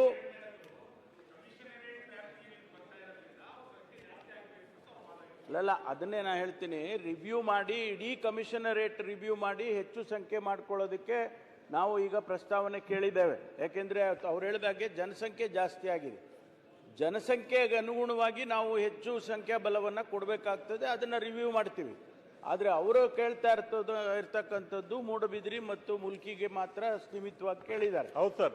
ಅದರಲ್ಲಿ ನಾನು 2 ಏನು ಖಾಲಿ ಇದೆ ಅದನ್ನ ಇನ್ನು 3 ತಿಂಗಳಲ್ಲಿ ನಿಮಗೆ ರೆಕ್ರೂಟ್ಮೆಂಟ್ ಮಾಡಿ ಕೊಡ್ತೇವೆ. ಸರ್, 2 ಖಾಲಿ ಅಲ್ಲ, ಸರಿಯಾಗಿ ಮಾಹಿತಿ ತಕೊಳ್ಳಿ ಸರ್. 2 ಖಾಲಿ ಅಲ್ಲ, ASIಗಳು 7 ಇರಬೇಕು, 2 ಖಾಲಿ. ಇದು SIಗಳು, ASIಗಳು 8 ಇರಬೇಕು, 4 ಖಾಲಿ. 20 ಹೆಡ್ ಕಾನ್ಸ್ಟೇಬಲ್ ಇರಬೇಕು, 14 ಮಾತ್ರ ಇದ್ದಾರೆ, 6 ಖಾಲಿದೆ. 40 PC-ಗಳಿರ್ಬೇಕು, 28 ಇದ್ದಾರೆ, 22 ಖಾಲಿದೆ. ಅದು ಯಾವ್ದು ಸಂಖ್ಯೆ ಮೂಡುಬಿದ್ರೆ, ನಿಮ್ಮ ಹತ್ರ ಯಾವ್ದು ಡೇಟಾ ಇದೆ ಗೊತ್ತಿಲ್ಲ, ನಾ ಹೇಳ್ತೀನಿ ಕೇಳಿ. ಇಲ್ಲಿ ಮುಲ್ಕಿಯಲ್ಲಿ ಇನ್ಸ್ಪೆಕ್ಟರು 1 ಮಂಜೂರಾತಿ ಆಗಿರೋದು ಸರಿ, 1 ಇದೆ. ಹೌದು. PSI 2 ಮಂಜೂರಾತಿ ಆಗಿರೋದು 2 ಇದೆ. 4 ಆಗಿದೆ ಸರ್ ಅಲ್ಲಿ. ಅಲ್ಲಲ್ಲ, ಇಲ್ಲಿ ಎರಡೇ ಇರೋದು. ಆಮೇಲೆ ASI 5 ಇದೆ, 5 ಇದೆ. CHC 14 ಇದೆ, ಅದು 14 ಇದೆ. ಆನಂತರ CPC 29 ಇದೆ, 28 ಇದೆ, 1 ಖಾಲಿ ಇದೆ. ಇದು ಮುಲ್ಕಿಯಲ್ಲಿ. ಹೌದು. ಆಮೇಲೆ ಮೂಡುಬಿದ್ರಿಯಲ್ಲಿ PI 1 ಮಂಜೂರಾತಿ 1 ಇದ್ದಾರೆ. ಆಮೇಲೆ PSI 4 ಮಂಜೂರಾತಿ ಆಗಿದ್ದು 2 ಖಾಲಿ ಇದೆ. 7 ಆಗಿರ್ಬೇಕು, 2 ಮಾತ್ರ ಇದೆ, ಉಳಿದದ್ದು ಖಾಲಿ ಇದೆ. ASI 4 ಮಂಜೂರಾತಿ ಇದೆ, 1 ಎಕ್ಸ್ಟ್ರಾನು ಮಾಡಿದ್ದಾರೆ. 5 ಜನ ಇದ್ದಾರೆ. ಇಲ್ಲ ಸರ್, 4 ಮಾತ್ರ ಇದ್ದಾರೆ. ಅದು ಯಾವ್ದು ನಿಮ್ಮ ಹತ್ರ ಡೇಟಾ ಇದೆ ಗೊತ್ತಿಲ್ಲ. ಅಧಿಕೃತವಾಗಿ ನಮ್ಮ ಇಲಾಖೆ ಡೇಟಾ ಇವ್ರೆ. ನಾನು ನಿಮ್ಗೆ ಯಾಕೆ ಸುಳ್ಳು ಹೇಳಕ್ ಹೋಗ್ತೀನಿ? ASI 14, CHC 14 ಇದೆ, 14 ಜನನೂ ಇದ್ದಾರೆ. ಆಮೇಲೆ CPC 27 ಜನನೂ ಇದ್ದಾರೆ. This is the departmental information. ನಿಮ್ಗೆ ಅದು ಎಲ್ಲಿ ಯಾವ್ದು ಸಿಕ್ಕಿದೆಯೋ ವೆರಿಫೈ ಮಾಡೋಣ. ಪೊಲೀಸ್ ಕಮಿಷನರ್ ಕೊಟ್ಟಿದ್ದು. ಆಯ್ತು, ಅದನ್ನ ನಾವು ರಿಕ್ರೂಟ್ ಮಾಡಿ ಕೊಡ್ತೇವೆ. ಆಮೇಲೆ ತಾವು ಅಪರಾಧಗಳು, ಸುರಕ್ಷತೆ ಇವೆಲ್ಲ ಕೇಳಿದಿರಿ. ಬಹಳ ಡೀಟೇಲ್ ಆಗಿ ಉತ್ತರವನ್ನ ಕೊಟ್ಟಿದ್ದೇನೆ. ಮಾನ್ಯ ಅಧ್ಯಕ್ಷರೇ, ತಮಗೆ ಗೊತ್ತಿದ್ದಾಗೆ ಆ ಭಾಗದಲ್ಲಿ ಅನೇಕ ಅಪರಾಧಗಳು ಆಗ್ತಾ ಇತ್ತು, ಹೆಚ್ಚಾಗ್ತಾ ಇತ್ತು. ಹಾಗೆ ಅಂತೇಳಿ ನಾವು ಒಂದು ಸ್ಪೆಷಲ್ ಆಕ್ಷನ್ ಫೋರ್ಸ್ ಅನ್ನೇ ಮಾಡಿದ್ದೇವೆ. ಆ ಆಕ್ಷನ್ ಫೋರ್ಸ್ ಮಾಡಿದ ಮೇಲೆ ಆ ಭಾಗದಲ್ಲಿ ಇವತ್ತು ಅಪರಾಧಗಳ ಸಂಖ್ಯೆನೂ ಕಡಿಮೆ ಆಗಿದೆ ಮತ್ತು ಜನನೂ ಕೂಡ ಅದನ್ನ ಬಹಳ ಅಪ್ರಿಷಿಯೇಟ್ ಮಾಡ್ತಕ್ಕಂಥದ್ದನ್ನ ಮಾಡಿದ್ದಾರೆ. ಇವತ್ತು ನಾವು ಹೊಸದಾಗಿ 2 ಕಾರ್ಯಕ್ರಮವನ್ನು ಮಾಡಿದ್ದೇವೆ. ಮನೆ ಮನೆಗೆ ಪೊಲೀಸ್ ಅಂತೇಳಿ ಒಂದು ನೂತನವಾದ ಕಾರ್ಯಕ್ರಮವನ್ನು ಇಡೀ ದೇಶದಲ್ಲೇ ಮೊದಲನೇದಾಗಿ ಮಾಡಿದ್ದೇವೆ. ಆ ಜುರಿಸ್ಟಿಕ್ಷನ್ ಪೊಲೀಸ್ನವರು ರವಿ 50 ಜನರ 50 ಮನೆಗಳಿಗೆ ಒಂದು ಕ್ಲಸ್ಟರ್ ಅಂತ ಮಾಡಿ ಒಬ್ಬ ಕಾನ್ಸ್ಟೇಬಲ್ಗೆ ಜವಾಬ್ದಾರಿ ಕೊಟ್ಟಿದ್ದೇವೆ. ಆ 50 ಮನೆಗಳಿಗೆ ಆ ಪೊಲೀಸ್ ಕಾನ್ಸ್ಟೇಬಲ್ ಅಥವಾ ಆಫೀಸರು ಭೇಟಿ ಮಾಡಿ ಅವರಿಗೆ ನಿಮ್ಮಲ್ಲಿ ಏನಾದರೂ ತೊಂದರೆ ಇದೆಯಾ, ನಿಮಗೆ ಯಾರಾದರೂ ತೊಂದರೆ ಕೊಡ್ತಾ ಇದ್ದಾರಾ, ಅಥವಾ ಇನ್ನಿತರೆ ಪ್ರಶ್ನೆಗಳನ್ನೆಲ್ಲ ಕೇಳಿಕೊಂಡು ಅವರ ಡೇಟಾ ಕಲೆಕ್ಟ್ ಮಾಡ್ಕೊಂಡು ಬರ್ತಾರೆ. ಜೊತೆಗೆ ಅವರ ನಂಬರ್ಗಳನ್ನು ಶೇರ್ ಮಾಡ್ತಾರೆ. ಅವ್ರ ಮೊಬೈಲ್ ನಂಬರ್ ಶೇರ್ ಮಾಡಿ ಯಾವುದೇ ಸಂದರ್ಭದಲ್ಲಿ ನೀವು ನನಗೆ ಕಾಂಟ್ಯಾಕ್ಟ್ ಮಾಡ್ಬೋದು. ಇವರು ಪೊಲೀಸ್ ಸ್ಟೇಷನ್ಗೆ ಹೋಗಬೇಕು ಅಂತೇನಿಲ್ಲ. ಅದಕ್ಕಾಗಿ ಇದು ನೂತನವಾದ ಕಾರ್ಯಕ್ರಮ ಬಹಳ ಯಶಸ್ವಿಯಾಗಿ ಆಗ್ತಾ ಇದೆ ಇಡೀ ರಾಜ್ಯದಲ್ಲಿ. ಅದ್ರ ಜೊತೆಗೆ ನಮ್ಮ ಮಹಿಳಾ ಮತ್ತು ಮಕ್ಕಳ ಇಲಾಖೆ ವತಿಯಿಂದ ಒಂದು ಅಕ್ಕಾ ಪಡೆ ಅಂತೇಳಿ ಹೊಸದಾಗಿ ಮಾಡ್ತಾ ಇದ್ವಿ, ಮಹಿಳೆಯರ ಸುರಕ್ಷತೆಗೆ ಅಂತೇಳಿ. ಅದು ಕೂಡ ಇವತ್ತು ಬಹಳ ಯಶಸ್ವಿಯಾಗಿ ಪ್ರಾರಂಭ ಆಗ್ತಾ ಇದೆ. ಅದು ಬಹಳ ಮೆಚ್ಚುಗೆಯನ್ನು ಪಡ್ಕೊಳ್ತಾ ಇದೆ. ಹಾಗಾಗಿ ಬಹಳಷ್ಟು ನಾನು ನಿಮಗೆ ಎಕ್ಸ್ಪ್ಲನೇಷನ್ ಕೊಟ್ಟಿದ್ದೇನೆ. ಭಾಳ ಹೆಚ್ಚಿನ ರೀತಿಯಲ್ಲಿ ಮಾಹಿತಿಯನ್ನು ನಾನು, ಯಾಕೆಂದರೆ ಎಲ್ಲನೂ ಓದಕ್ಕೆ ಹೋಗೋದಿಲ್ಲ, ಅದನ್ನು ಕೋಟ್ಯಾನ್ರವರು ನೋಡಿಕೊಂಡ್ರೆ ನಿಮಗೆಲ್ಲ ಉತ್ತರ ಅದರಲ್ಲೇ ಸಿಕ್ಬಿಡುತ್ತೆ. ಆದ್ದರಿಂದ ಯಾವುದೇ ನಿಮಗೆ ಅಪರಾಧಗಳ ಸಂಖ್ಯೆ ನೋಡಿ, ಈ 23ರಲ್ಲಿ ಈ 2 ಮೂಡುಬಿದ್ರೆ ಪೊಲೀಸ್ ಸ್ಟೇಷನ್ನಲ್ಲಿ 202 ಇದ್ದರೆ, 24ರಲ್ಲಿ 224, 25ರಲ್ಲಿ 174 ಇಳಿದಿದೆ. ಈಗ ನಾನು ಹೇಳಿದ್ನಲ್ಲ SAF ಎಲ್ಲ ಮಾಡಿದ್ವಿ ಅಂತ, ಅದ ಕಾರಣಕ್ಕಾಗಿ ಅಪರಾಧಗಳೆಲ್ಲ ಸಂಖ್ಯೆ ಕಡಿಮೆ ಆಗಿದೆ. ಜೊತೆಗೆ ನಿಮಗೆ ಮುಲ್ಕಿಯಲ್ಲಿ ಕೂಡ 120, 149, ಈಗ 120 ಇದೆ. ಅದರಿಂದ ಬಹಳ ಎಫೆಕ್ಟಿವ್ ಆಗಿ ಇವತ್ತು ಪೊಲೀಸ್ ಆ ಭಾಗದಲ್ಲಿ ಕೆಲಸ ಮಾಡ್ತಾ ಇದ್ದಾರೆ ಅಂತ ಹೇಳೋದಕ್ಕೆ ಹೊರಟಿದ್ದೇನೆ. ಅದರಿಂದ ನಿಮಗೆ ಯಾವುದೇ ರೀತಿಯ ಸಲಹೆಗಳನ್ನು ತಾವು ಕೊಡೋದಿದ್ರೆ ಇನ್ನೂ ಕೊಡಿ. ಯಾಕೆಂದ್ರೆ ಆ ಭಾಗವನ್ನು ಸುರಕ್ಷಿತವಾಗಿ, ಕರಾವಳಿ ಪ್ರದೇಶವನ್ನು ಸುರಕ್ಷಿತವಾಗಿ ಮಾಡಬೇಕು ಅನ್ನೋದು ಅಷ್ಟೇ ನಮ್ಮ ಉದ್ದೇಶ. ಅದಕ್ಕೋಸ್ಕರ ನಿಮ್ಮ ಸಲಹೆಯನ್ನು ಕೂಡ ನಾನು ತಗೊಳ್ತೇನೆ. ನಮ್ದು ಅಷ್ಟೇ, ಬೇರೆ ಏನಿಲ್ಲ. ಸಿಬ್ಬಂದಿಗಳ ಕೊರತೆ ಇದ್ದಲ್ಲಿ ಸಿಬ್ಬಂದಿಗಳನ್ನು ತುಂಬುವಂತ ಕೆಲಸ ಮಾನ್ಯ ಗೃಹ ಸಚಿವರ ಹತ್ರ. ಬಾಲಕೃಷ್ಣ CN. ಮಾನ್ಯ ಸಭಾಧ್ಯಕ್ಷರೇ, ಪ್ರಶ್ನೆ ಸಂಖ್ಯೆ 318 ಮಾನ್ಯ ಉಪಮುಖ್ಯಮಂತ್ರಿಗಳನ್ನ ಕೇಳಬಯಸ್ತೇನೆ. ಅಧ್ಯಕ್ಷರೇ, ಉತ್ತರವನ್ನು ಒದಗಿಸಲಾಗಿದೆ. ಮಾನ್ಯ ಸಭಾಧ್ಯಕ್ಷರೇ, ಉತ್ತರವನ್ನು ಒದಗಿಸಿದ್ದಾರೆ. ಇವತ್ತು ನಮ್ಮ HLBC ಲೆಫ್ಟ್ ಬ್ಯಾಂಕ್ ಕ್ಯಾನಲ್ ಅಡಿನಲ್ಲಿ ಸುಮಾರು 14 ವಿತರಣಾ ನಾಲೆಗಳು ನಮ್ಮ ವಿಧಾನಸಭಾ ಕ್ಷೇತ್ರದ ವ್ಯಾಪ್ತಿನಲ್ಲಿ ಬರ್ತದೆ. ಅದರಲ್ಲಿ ಉತ್ತರದಲ್ಲಿ ಸುಮಾರು 8 ವಿತರಣಾ ನಾಲೆಗಳಲ್ಲಿ ಒಂದು ಅಭಿವೃದ್ಧಿ ಕಾಮಗಾರಿಗಳು ಆಗಿದೆ ಅಂತ ಹೇಳಿದ್ದಾರೆ. ಆಗಿದೆ ಅಂದರೆ 30% ಆಗಿದೆ. ಆದರೆ ಟೈಲೆಂಡ್ಗೆ ನೀರು ಹೋಗ್ತಾ ಇಲ್ಲ. ಮಾನ್ಯ ಉಪಮುಖ್ಯಮಂತ್ರಿಗಳಿಗೆ ಗಮನಕ್ಕೆ ತರ್ತಾ ಇದ್ದೇನೆ. ಉಳಿದಿರ್ತಕ್ಕಂಥ 6 ವಿತರಣಾ ನಾಲೆಗಳಲ್ಲಿ ಯಾವುದೇ ಕೆಲಸ ಕಾರ್ಯಗಳಾಗದ ರೀತಿ ಟೈಲೆಂಡ್ಗೆ ನೀರು ಹೋಗ್ತಾ ಇಲ್ಲ ಅನ್ನೋದನ್ನು ತಮ್ಮ ಗಮನಕ್ಕೆ ತರ್ತಾ ಇದ್ದೀನಿ. ಮಾನ್ಯ ಸಭಾಧ್ಯಕ್ಷೆ, ಮಾನ್ಯ ಉಪಮುಖ್ಯಮಂತ್ರಿಗಳಿಗೆ ಇವತ್ತು ನಮ್ಮ HLBC ಅಡಿನಲ್ಲಿ ಮಾನ್ಯ ಸಭಾಧ್ಯಕ್ಷೆ 14 ವಿತರಣಾ ನಾಲೆ ವ್ಯಾಪ್ತಿನಲ್ಲಿ 26,000 ಎಕರೆ ಅಚ್ಚುಕಟ್ಟಿದೆ. 5 ಲಿಫ್ಟ್ ಇರಿಗೇಷನ್ ಅಡಿನಲ್ಲಿ ಲೆಫ್ಟ್ ಬ್ಯಾಂಕ್ ರೈಟ್ ಬ್ಯಾಂಕ್ ಅಡಿನಲ್ಲಿ 10,000 ಎಕರೆ ಒಂದು ಅಚ್ಚುಕಟ್ಟು ಪ್ರದೇಶ ಇದೆ. ಆ ಒಂದು ಬಾಗೂರು, ನವಿಲೆ, ನುಗ್ಗೇಳ್ಳಿ, ಹಿರಿಸೇವೆ ಒಂದು ಲಿಫ್ಟ್ ಇರಿಗೇಷನ್ ಅಡಿನಲ್ಲಿ ಯಾವುದೇ ರೀತಿಯಾದಂಥ ಲೈನಿಂಗು ವಗೈರೆ ಆಗಿರುವುದಿಲ್ಲ. ಟೈಲೆಂಡ್ಗೆ ನೀರು ಹೋಗಬೇಕಾದ್ರೆ ತುಂಬ ಕಷ್ಟದ ಪರಿಸ್ಥಿತಿ ನಿರ್ಮಾಣ ಆಗಿದೆ. ಆ ಒಂದು ಹಿನ್ನೆಲೆಯಲ್ಲಿ ಮಾನ್ಯ ನಮ್ಮ ಉಪಮುಖ್ಯಮಂತ್ರಿಗಳಿಗೆ ತಮ್ಮ ಮೂಲಕ ವಿನಂತಿ ಮಾಡ್ತಕ್ಕಂಥದ್ದು ಏನಂದರೆ, ಈ ಒಂದು ಪ್ರಸಕ್ತ ಸಾಲಿನಲ್ಲಿ ಒಂದು DPR ಮಾಡಿಸಿ ಆ ಟೈಲೆಂಡ್ ಭಾಗದ ರೈತರಿಗೆ ಸರಾಗವಾಗಿ ನೀರು ಸರಬರಾಜು ಮಾಡ್ತಕ್ಕಂಥದ್ದಕ್ಕೆ ಒಂದು ಆದ್ಯತೆಯನ್ನು ನೀಡಿ, ಸರ್ಕಾರದಿಂದ ಅನುಮೋದನೆ ನೀಡಿ ಕಾಮಗಾರಿಯನ್ನು ಕೈಗೆತ್ತಿಕೊಂಡು ರೈತರ ಪರವಾಗಿ ಅನುಕೂಲ ಮಾಡಬೇಕಾದಂತ ತಮ್ಮಲ್ಲಿ ವಿನಂತಿ ಮಾಡ್ತೇನೆ. ಅದರ ಜೊತೆಗೆ ಶ್ರೀರಾಮದಯವರ ನಾಲೆ, ಒಡೆಯರ ಕಾಲದಲ್ಲಿ ಆದಂಥ ಒಂದು ನಾಲೆ ಇದೆ. ಅದು ಸುಮಾರು 150 ವರ್ಷದ ಕೆನಾಲ್ ಆಗಿದೆ. ಅಲ್ಲೂ ಕೂಡ ಟೈಲೆಂಡ್ಗೆ ನೀರು ಹೋಗಬೇಕಾದ್ರೆ ಒಂದು ಅಡಚಣೆಗಳಿದೆ. ಅದರ ಬಗ್ಗೆನೂ ಕೂಡ ಗಮನ ಹರಿಸಬೇಕು ಅಂತ ನಾನು ಕೂಡಲೇ ಕ್ರಮ ತಗೋಬೇಕು ಅಂತ ತಮ್ಮಲ್ಲಿ ಮನವಿ ಮಾಡ್ತೀನಿ. ಮಾನ್ಯ ಸಭಾಧ್ಯಕ್ಷ. ಅಧ್ಯಕ್ಷೆ, ಬಾಲಕೃಷ್ಣ ಅವರು ಹೇಳಿದ್ರಲ್ಲಿ ತಪ್ಪೇನಿಲ್ಲ. ಇದೆ ಶ್ರವಣಬೆಳಗೊಳ ವಿಧಾನಸಭಾ ಕ್ಷೇತ್ರದಲ್ಲಿ ಎಡದಂಡೆ ನಾಲೆ ವಿಭಾಗ ಒಟ್ಟು 14ರಲ್ಲಿ ಈಗಾಗಲೇ ನಾವು ಕೆಲವು ಪ್ರಾರಂಭ ಮಾಡಿದ್ದೀವಿ. 8 ಇನ್ನು 6 ಮಾಡಬೇಕು. ಇನ್ನು ಕೆಲವು ಹಳೆ ನಾಲೆಗಳಿದೆ. ಇದೆಲ್ಲ ರಿಪೋರ್ಟ್ ತರಿಸ್ಕೊಂಡಿದ್ದೀನಿ ನಾನು. ಸೊ ವಿತರಣಾ ನಾಲೆಗೆ 33ಕ್ಕೆ ಒಂದು 10 ಕೋಟಿ, 34, 35, 36, 37ಕ್ಕೆ 5 ಕೋಟಿ, 38, 39, 40ಕ್ಕೆ ಒಟ್ಟು 5 ಕೋಟಿ, ಈ ರೀತಿ ಎಲ್ಲ ಪ್ಲ್ಯಾನ್ ಇದೆ. ಮುಂದಕ್ಕೂ ಕೂಡ ಈ ಒಟ್ಟು ಒಂದು 110 ಕೋಟಿ ರೂಪಾಯಿದು ಒಂದು ಅಂದಾಜು ವೆಚ್ಚ ಕೂಡ ಈಗಾಗಲೇ ಎಲ್ಲ ಕಾಮಗಾರಿಗಳ ಕೈಗೊಳ್ಳಲು ಅನುದಾನ ಅವಶ್ಯಕತೆಗೆ ಈಗಾಗಲೇ ಪ್ಲ್ಯಾನ್ ಮಾಡಿ ಇಟ್ಕೊಂಡಿದ್ದೀವಿ. ಅವರ ಬಯಕೆಯಂತೆ ಆದಷ್ಟು ಜಲ್ದಿ ನಾವು ಫೈನಾನ್ಷಿಯಲ್ ಕನ್ಸ್ಟ್ರೈಂಟ್ನ ಇಟ್ಕೊಂಡು ನಾವು ಅದನ್ನು ಕ್ರಮವನ್ನು ಕೈಗೊಳ್ತೀವಿ. ಒಂದು ಮಾನ್ಯ ಅಧ್ಯಕ್ಷೆ, ಮಾನ್ಯ ಉಪಮುಖ್ಯಮಂತ್ರಿಗಳಲ್ಲಿ ಮತ್ತೊಂದು ವಿನಂತಿ ಮಾಡ್ತಕ್ಕಂಥದ್ದು, ಚನ್ನರಾಯಪಟ್ಟಣ ಅಮಾನಿಕೆರೆ ತೋಟಿ ಪ್ರಾಜೆಕ್ಟು 4161 ಅವಾರ್ಡ್ ಆಗಿ JMCಯಲ್ಲಿ ಆಗಿದೆ ಸರ್. ಇವತ್ತು 19-1 ಅವಾರ್ಡ್ ಆಗಲಿಕ್ಕೆ 11,19,65,000 ರೂಪಾಯಿನ ನಿಗಮದಿಂದ SLO ಆಫೀಸ್ಗೆ ಬಿಡುಗಡೆ ಮಾಡಬೇಕಾಗ್ತಾ ಆಗಿದೆ. ಅದನ್ನು ಕೂಡಲೇ, ಯಾಕೆಂದರೆ 95% ಕಾಮಗಾರಿ ಪೂರ್ಣಗೊಂಡಿದೆ. ಮಾನ್ಯ ಸಭಾಧ್ಯಕ್ಷ, ಮಾನ್ಯ ಮುಖ್ಯಮಂತ್ರಿ ಉಪಮುಖ್ಯಮಂತ್ರಿಗಳು ಮನವಿ ಮಾಡ್ತೇನೆ. ಈ ಒಂದು ಪ್ರಸಕ್ತ ಸಾಲ, ಯಾಕೆಂದರೆ 5% ಕಾಮಗಾರಿ ಉಳಿದಿದೆ. 16.5 ಕಿಲೋಮೀಟರ್ ರೈಸಿಂಗ್ ಮೇನಲ್ಲಿ 9 ಮೀಟರ್ ಉಳಿದಿದೆ. ರೈತರು, ಮಿಕ್ಕ ರೈತರೆಲ್ಲ ಕನ್ಸರ್ನ್ ಕೊಟ್ಟು ಬಿಟ್ಕೊಟ್ಟಿದ್ದಾರೆ. ಆಗ ದುಡ್ಡು ಬಂದಿಲ್ಲ ಅಂತ ಕೆಲವರು ಅಡಚಣೆ ಮಾಡ್ತಾ ಇದ್ದಾರೆ. ಕೂಡಲೇ ಅದು ಭೂ ಪರಿಹಾರಕ್ಕೆ ಹಣವನ್ನು ನೀಡಿ 19-1 ಅವಾರ್ಡ್ ಮಾಡಿಸಿ ಈ ಬರುವ ಹಂಗಾಮಿನಲ್ಲಿ ನೀರೆತ್ತಕ್ಕಂಥದಕ್ಕೆ ಅವಕಾಶ ಮಾಡಿಕೊಡ್ಬೇಕು ಅಂತ ತಮ್ಮ ಮೂಲಕ ಮಾನ್ಯ ಉಪಮುಖ್ಯಮಂತ್ರಿಗಳಲ್ಲಿ ಮನವಿ ಮಾಡ್ತಾ ಇದ್ದೆ. ಈಗ ಅದೊಂದು ಪ್ರತ್ಯೇಕವಾದಂಥ ಪ್ರಶ್ನೆ ಮಾಡಿ 334 ಬೇರೆತ್ರಲ್ಲೋ ಹಾಕಿ, ಅದು ಅಕ್ವಿಷನ್ದು ಇಲ್ಲಿ ಮಾಹಿತಿ ಇಲ್ಲ. ನಂತರ ಅದನ್ನು ಉತ್ತರ ಓದಿಸ್ಕೊಡೋಣ. ಸುಬ್ಬರೆಡ್ಡಿ SN. Thanks sir. ಸನ್ಮಾನ್ಯ ಸಭಾಧ್ಯಕ್ಷರೇ, 465ನೇ ಪ್ರಶ್ನೆಯನ್ನು ಸನ್ಮಾನ್ಯ ಮುಖ್ಯಮಂತ್ರಿ ಕೇಳಕ್ಕೆ ಬಯಸ್ತೇನೆ. ಮಾನ್ಯ ಅಧ್ಯಕ್ಷರೇ, ಉತ್ತರವನ್ನು ಒದಗಿಸಲಾಗಿದೆ. ಸನ್ಮಾನ್ಯ ಸಭಾಧ್ಯಕ್ಷರು ಉತ್ತರ ಒದಗಿಸಿದ್ರೆ ಉತ್ತರನೂ ಸರಿಯಾಗಿದೆ. ಆದರೆ ನನ್ನ ಇನ್ನೊಂದು ತಾಲೂಕಲ್ಲಿ, ಚೇಲೂರು ತಾಲೂಕಲ್ಲಿ ಒಂದು ಭವನ ಇದೆ, ಅದನ್ನು ಬೇಗ ಮಾಡಿಕೊಡ್ಬೇಕಾಗಿ ನನ್ನ ವಿನಂತಿ. ಮಾಡ್ಕೊಳ್ಳೋಣ, ಪರಿಶೀಲನೆ ಮಾಡಿ ಮಾಡಿಕೊಡ್ತೀವಿ.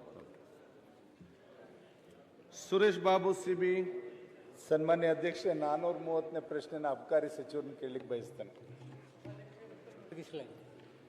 ಸನ್ಮಾನ್ಯ ಅಧ್ಯಕ್ಷೆ, ಈಗಾಗಲೇ ಸರ್ಕಾರ ಒಂದು ಕಡೆ ಹೆಣ್ಮಕ್ಳು ಪರ ನಾವಿದ್ದೇವೆ, ಅವ್ರಿಗೆ ತೊಂದರೆ ಆಗಬಾರ್ದು ಅಂತಕ್ಕಂಥದ್ದನ್ನ 2,000 ರೂಪಾಯಿನ ಅವ್ರಿಗೆ ಗೃಹಲಕ್ಷ್ಮಿಲಿ ಕೊಡ್ತಕ್ಕಂಥ ಕೆಲಸ ಇದೆಲ್ಲ ಮಾಡ್ತಾ ಇದ್ದಾರೆ. ಇನ್ನೊಂದು ಕಡೆ ಕಣ್ಣೀರು ಬರೋಂಥ ಕೆಲಸನೂ ಕೂಡ ಸರ್ಕಾರನೇ ಮಾಡ್ತಾ ಇದೆ. ಒಂದು ಕಡೆ ಕೊಡೋದು, ಒಂದು ಕಡೆ ಕಿತ್ಕೊಳ್ಳೋ ರೀತಿಯಲ್ಲಿ. ಒಂದು ಕಡೆ ಏನಾಗಿತ್ತು, ಹೆಣ್ಮಕ್ಳಿಗೆ ಗಂಡಂದಿರು ಕುಡಿತಾ ಅವರೆಲ್ಲ ಹಾಳಾಗಿ ಅವ್ರ ಜೀವನ ಅವ್ರ ಲಿವರ್ ಕಳ್ಕೊಂಡಂಥದ್ದಾಗಿದೆ. ಈಗ ಚಿಕ್ಕ ಮಕ್ಕಳಿಂದ ಹಿಡಿದು ಎಲ್ಲರೂ ಕೂಡ ಇವತ್ತು ಎಣ್ಣೆ ಕುಡಿತಕ್ಕೆ ದಾಸರಾಗ್ತಾ ಇರ್ತಕ್ಕಂಥದ್ದು ಹಳ್ಳಿಗಳಲ್ಲಿ ನಾವು ನೋಡಿದಾಗ ಇದಕ್ಕೆ ಕಡಿವಾಣ ಆಗದೆ ಇಲ್ಲಿ ಕಿರಾಣಿ ಅಂಗಡಿಗಳಲ್ಲಿ, ಸಣ್ಣ ಪುಟ್ಟ ಪೆಟ್ಟಿಗೆ ಅಂಗಡಿಗಳಲ್ಲೆಲ್ಲ ಕೂಡ ಇವತ್ತು ಇದು ಎಣ್ಣೆ ಸಿಗ್ತಾ ಇರ್ತಕ್ಕಂಥದ್ದನ್ನ ನೋಡಿದಾಗ ಅದಕ್ಕೆ ದಯಮಾಡಿ ಕಡಿವಾಣ ಹಾಕೋದ್ರ ಬಗ್ಗೆ ಚಿಂತನೆ ಏನಾದರೂ ಕೂಡ ಸರ್ಕಾರಕ್ಕಿದೆಯಾ ಅಂತ ಅಬಕಾರಿ ಸಚಿವರನ್ನ ನಾನು ಕೇಳಲಿಕ್ಕೆ ಬಯಸ್ತೇನೆ. ಸಭಾಧ್ಯಕ್ಷರೇ, ನಾವು ಮನೆ ಸಭಾಧ್ಯಕ್ಷರೇ, ಇವರು ಸಣ್ಣ ಕಿರಾಣಿ, ಅತಿ ಸಣ್ಣ ಕಿರಾಣಿ ಅಂಗಡಿಯಲ್ಲಿ ಅವ್ಯಾವತೆ ಮದ್ಯ ಮಾರಾಟ ಮಾಡುತ್ತಿರೋ ಬಗ್ಗೆ ಸರ್ಕಾರ ಗಮನಕ್ಕೆ ಬಂದಿರುತ್ತದೆ ಅಂತಾರೆ. ಇದು ಸಾಮಾನ್ಯವಾಗಿ ನೋಡ್ಕೊಂಡು ಬಂದಿದ್ದೀವಿ. ಎಲ್ಲ ಸದನದಲ್ಲಿ ಇದೊಂದು ಚರ್ಚೆ ಆಗಿದೆ. ನಂದು ಸರ್ಕಾರಕ್ಕೆ, ವಿಶೇಷ ಹಣಕಾಸು ಸಚಿವರಿಗೆ ನಂದೊಂದು suggestion. Why not government think of supplying this liquor through Swiggy, Zomato, ಮನೆ ಬಾಗಿಲಿಗೆ ಸರಬರಾಜು ಮಾಡಿ. ಯಾಕೆ ಸಣ್ಣ ಸಣ್ಣ ಕಿರಾಣಿ ಅಂಗಡಿನಲ್ಲಿ ನಿಮ್ ಇನ್ಕಮು ಜಾಸ್ತಿ ಆಗುತ್ತೆ. ಆ ಜನ ಅಲ್ಲಿ ಹೋಗಿ ಓಡಾಡ್ತ ಮನೆ ಬಾಗಿಲಿಗೆ ನಾವು ಸರಬರಾಜು ಮಾಡ್ತೀವಿ. ಝೊಮ್ಯಾಟೊ, ಸ್ವಿಗ್ಗಿ, ಗಿಗ್ ವರ್ಕರ್ಸ್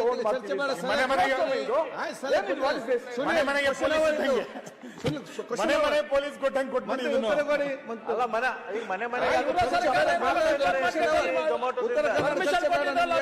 ಸಭಾಧ್ಯಕ್ಷರೇ, ಚಿಕ್ಕನಾಯಕನಹಳ್ಳಿಯಲ್ಲಿ ನಾವು ಈಗ ಆಲ್ರೆಡಿ 771 ಕಡೆ ನಾವು ರೇಡ್ ಮಾಡಿದ್ದೀವಿ.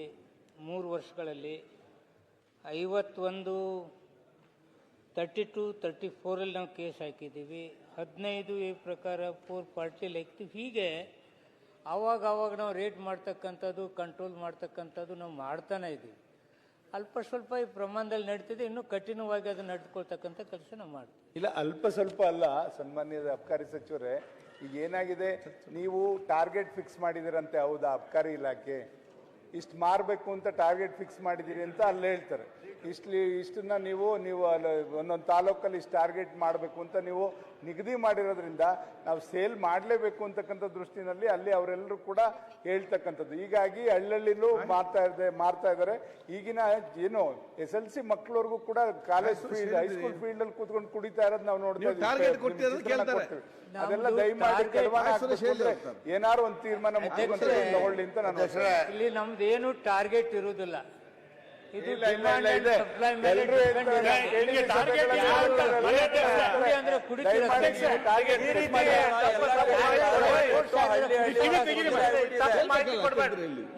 ಟಾರ್ಗೆಟ್ ಕೊಟ್ಟಿಲ್ಲ ಅಂತ ಒಬ್ರು ಸಚಿವರು ಇಲ್ಲಿ ಏನ್ ಮಾಡ್ಬೇಕು ಸರ್?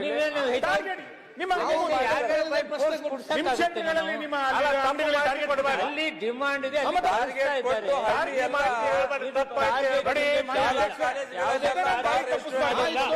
ಟಾರ್ಗೆಟ್ ಕೊಟ್ಟಿದೀವಿ ಅಂತ ಹೇಳಿ ಈ ಸರಿ ಇವರು ಅಬಕಾರಿ ಇಲಾಖೆಯ ಇನ್ಕಮ್ ಜಾಸ್ತಿ ಮಾಡುವಂತ ಟಾರ್ಗೆಟ್ ಕೊಟ್ಟಿದ್ದಾರೆ. 40,000 ಕೋಟಿ ಆಗಬೇಕು ಅಂತ ಹೇಳಿದ್ದಾರೆ. ಟಾರ್ಗೆಟ್ ಕೊಟ್ಟಿಲ್ಲ ಅಂತಂದ್ರೆ 43,000 ಕೋಟಿ ಜಾಸ್ತಿ ಮಾಡಬೇಕು ಅಂತ ಹೇಳಿದ್ದಾರೆ. ಟಾರ್ಗೆಟ್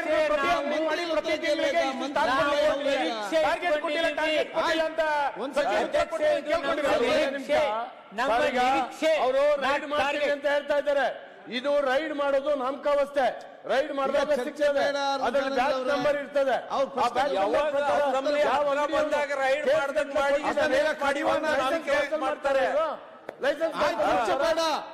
ಮಂತ್ರಿಗಳೆಲ್ಲ ಏನ್ ಮಾಡ್ತಾ ಇದ್ದೀರಿ ಹೇಳಿ ಸರ್? ನಾವು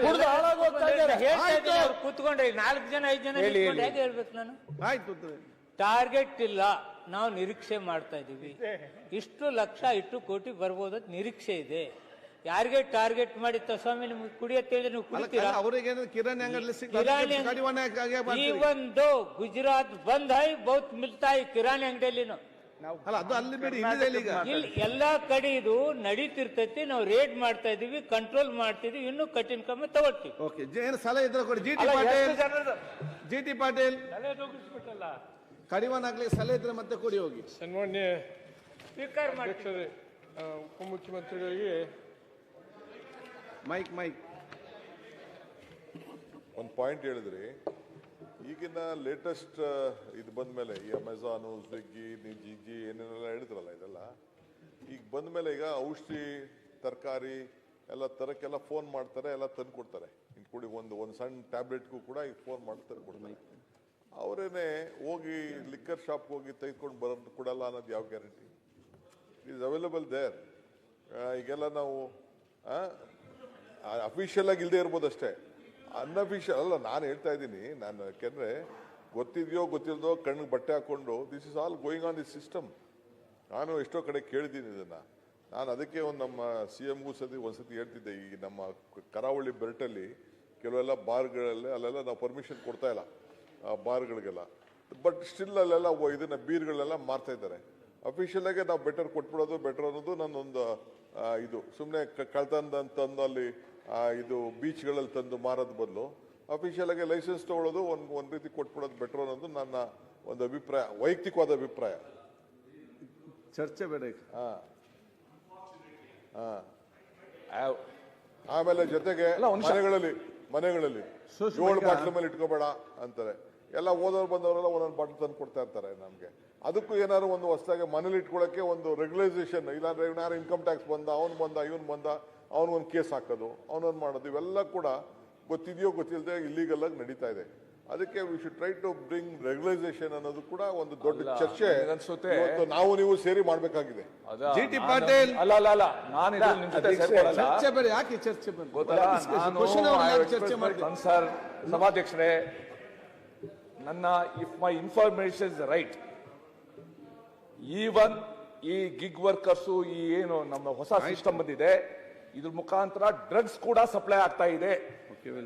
ಸರ್ಕಾರ ತನ್ನ ಹತಾಶೆನ, ತನ್ನ ಅಸಹಾಯಕತೆನ ತೋರಿಸಬಾರ್ದು. ಅಲ್ಲ ಸರ್, ಸಮಾಚಾರ ಹೋಗ್ತಾ ಇದೆ,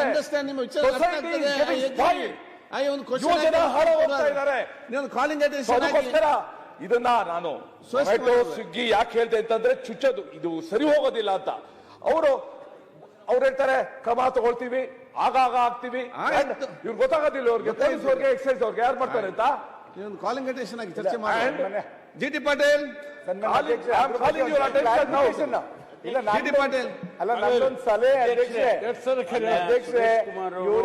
ಇವ್ರೇನಾದ್ರು ಟಾರ್ಗೆಟ್ ಫಿಕ್ಸ್ ಮಾಡಿ ಇಷ್ಟು ಮಾರ್ಬೇಕು ಅಂತ ಇದ್ರೆ ಲೈಸೆನ್ಸ್ ಕೊಡ್ಲಿ, ಬೇರೆ ಬೇರೆ ಪ್ರೈವೇಟ್ ಆಗಿ ಮಾರೋದ್ ನಿಲ್ಲಿಸ್ಲಿ.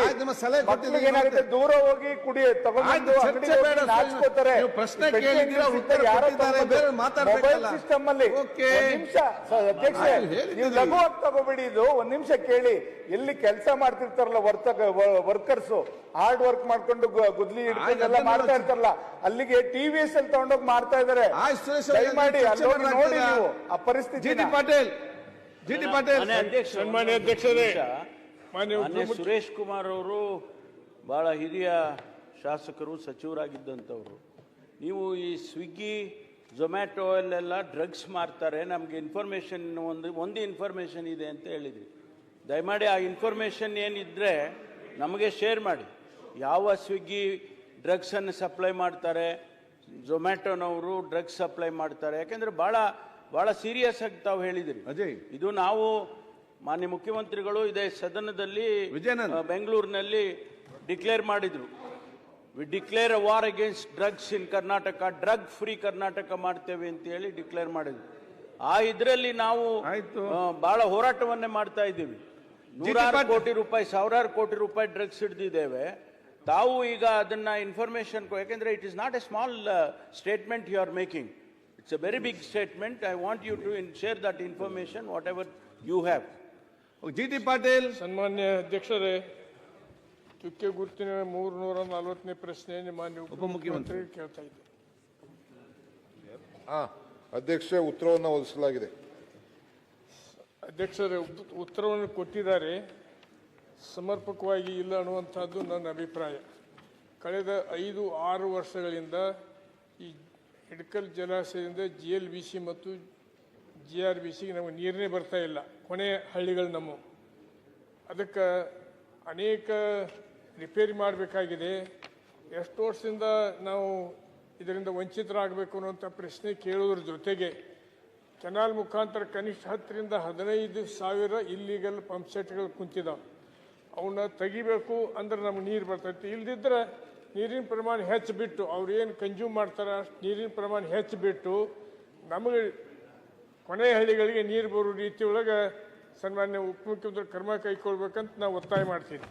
ಓಕೆ ಅಧ್ಯಕ್ಷರೇ, ನಾನು ನಮ್ಮ ಪಾಟೀಲ್ರಿಗೆ ಒಂದು ಪ್ರಶ್ನೆಗೆ ಘಟ್ಟಪ್ರಭಾ ಬಲ್ದಂಡ ಮುಖ್ಯ ಕಾಲುವೆಗೆ GRBC ಬಗ್ಗೆ ಒಂದು ಉತ್ತರ ಕೊಟ್ಟಿದ್ದೀನಿ. 1722 ಕೋಟಿ ರೂಪಾಯಿದು ಒಂದು ಪ್ರಾಜೆಕ್ಟ್ ಮಾಡಿ ಸೆಂಟ್ರಲ್ ಗೌರ್ಮೆಂಟ್ಗೆ ನಮ್ಮ ERM ಕಳಿಸ್ಕೊಟ್ಟಿದ್ದೀನಿ.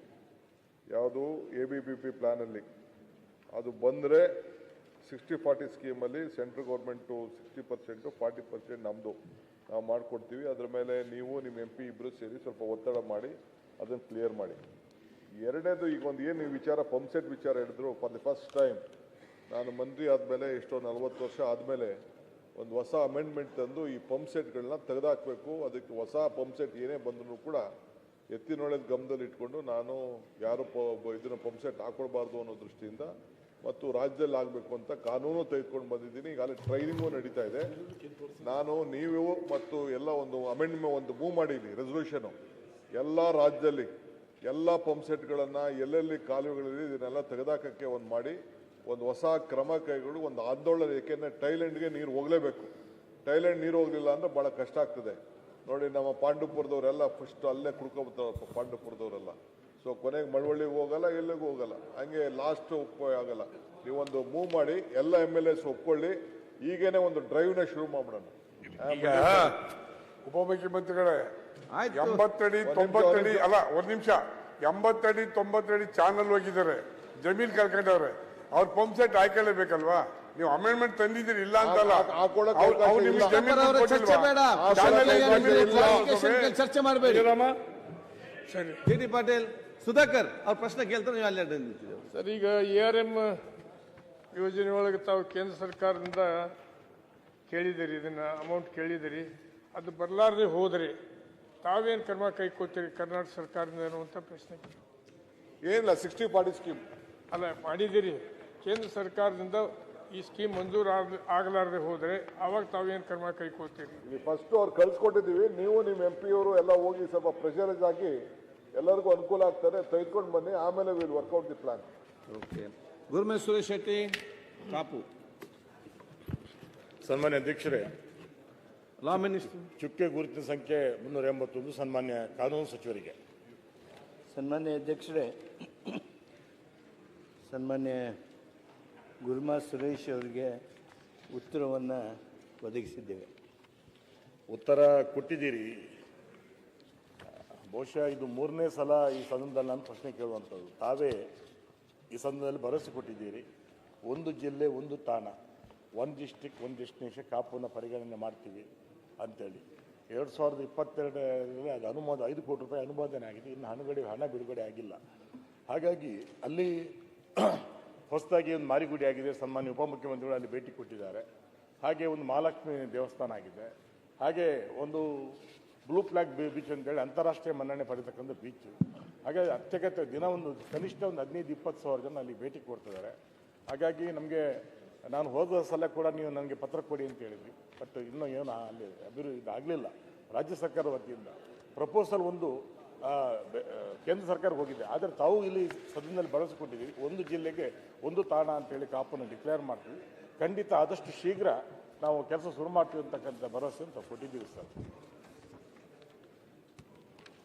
ಸನ್ಮಾನ್ಯ ಅಧ್ಯಕ್ಷರೇ, ಮಾನ್ಯ ಗುರುಮೇಶ್ ಸುರೇಶ್ ಶೆಟ್ಟಿಯವರ ಆತಂಕ ಹಾಗೂ ಅವರ ಅಭಿಪ್ರಾಯಕ್ಕೆ ನಾನು ಬೇರೆ ಏನು ಹೇಳೋದಿಲ್ಲ. ಆದರೆ ಇಷ್ಟು ಹೇಳ್ತೀನಿ, ಈಗೇನು ನಾವು ಪ್ರವಾಸಿ ತಾಣ ಅಂಥೇಳಿ ಡಿಕ್ಲೇರ್ ಮಾಡಿದ್ದೇವೆ, ತಮಗೂ ಗೊತ್ತಿದೆ 75 ಲಕ್ಷ ರೂಪಾಯಿ ಅಂದಾಜು ವೆಚ್ಚದಲ್ಲಿರ್ತಕ್ಕಂಥ ಅದೇನು ಸಂಪರ್ಕ ಸೇತುವೆ ಹಾಗೂ ಕೂಡು ರಸ್ತೆ ನಿರ್ಮಾಣ ಇದೆ, ಅದನ್ನು ಪೂರ್ಣಗೊಳಿಸಿದ್ದೇವೆ. ನೀವೇನು ಉಡುಪಿ ಜಿಲ್ಲೆಯ ಲೈಟ್ ಹೌಸ್ ಬೀಚ್ ಅಭಿವೃದ್ಧಿ ಕಾಮಗಾರಿ ಬಗ್ಗೆ ಪರ್ಟಿಕ್ಯುಲರ್ ಆಗಿದ್ದೀರಿ, ಅದಕ್ಕೆ 500 ಲಕ್ಷ ರೂಪಾಯಿಗಳ ಅಂದರೆ 5 ಕೋಟಿ ರೂಪಾಯಿಗಳ ವೆಚ್ಚದ ಅನುಮೋದನೆಯನ್ನು ಸಹಿತ ಮಾಡಿ ನಾವು ಕರ್ನಾಟಕ ಪ್ರವಾಸೋದ್ಯಮ ಮೂಲಸೌಕರ್ಯ ನಿಗಮಕ್ಕೆ ವಹಿಸಿದ್ದೇವೆ. ಹಣಕಾಸು ಬಿಡುಗಡೆ ಮಾಡಿಲ್ಲ ನಿಜ, ಆದರೆ ಇದು ಪೊಟೆನ್ಷಿಯಲ್ ಪ್ಲೇಸ್ ಆಗಿರೋದ್ರಿಂದ ಈ ಕೆಲಸ ಪ್ರಾರಂಭ ಮಾಡೋದಕ್ಕೆ ಅಗತ್ಯವಾಗಿರ್ತಕ್ಕಂಥ ಅನುದಾನವನ್ನು 2-3 ತಿಂಗಳಲ್ಲಿ ನಾವು ಇದೇ ಆರ್ಥಿಕ ವರ್ಷದಲ್ಲಿ ಬಿಡುಗಡೆ ಮಾಡ್ತೀವಿ. ಆದಷ್ಟು ಶೀಘ್ರ ಕೆಲಸ ಶುರು ಮಾಡಬೇಕು. ಸಿಮೆಂಟ್ ಮಂಜು. ಮಾನ್ಯ ಸಭಾಧ್ಯಕ್ಷೆ, ಹೋಮ್ ಮಿನಿಸ್ಟರ್, ಚುಕ್ಕಿ ಗುರುತಿನ ಪ್ರಶ್ನೆ 327